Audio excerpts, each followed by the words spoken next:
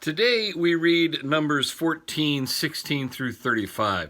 This is after the people have grumbled against Moses when the spies returned, and 10 out of the 12 said in fear that they could not take over the land.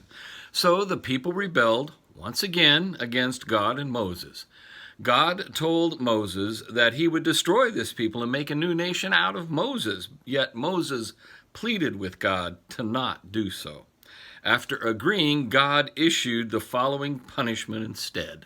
Listen. And the Lord spoke to Moses and to Aaron, saying, "How long shall this wicked congregation grumble against me? I have heard the grumblings of the people of Israel, which they grumble against me. Say to them, as I live, declares the Lord, what you have said in my hearing, I will do to you. Your dead bodies shall fall in this wilderness. And of all your number listed in the census from 20 years old and upward, who have grumbled against me, not one shall come into the land where I swore that I would make you dwell, except Caleb the son of Jephunneh and Joshua the son of Nun. But your little ones, who you said would become a prey, I will bring in, and they shall know the land that you have rejected.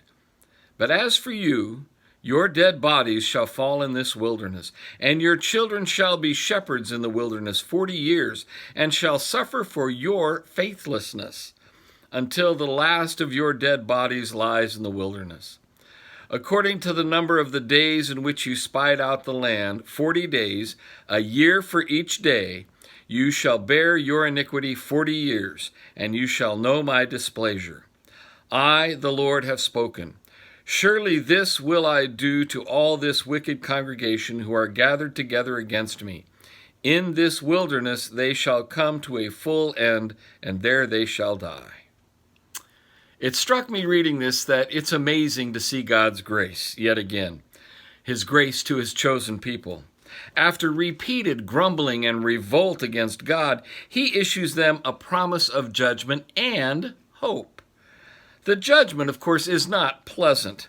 It's that you who have rebelled will die in the desert as you feared, but it's a judgment that the people can truly live with.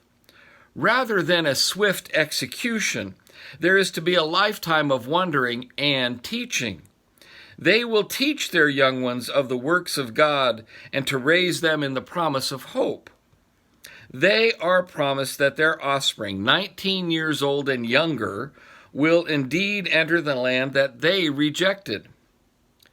And along with them, Caleb and Joshua, which is Jesus' Hebrew name, will also live to enter that land, and Joshua will be the one who leads them in.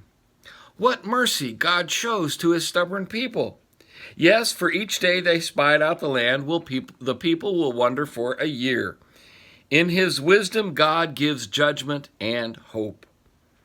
And in his kindness, he grants to us also judgment and hope. And like he did with the Hebrews, it's undeserved kindness.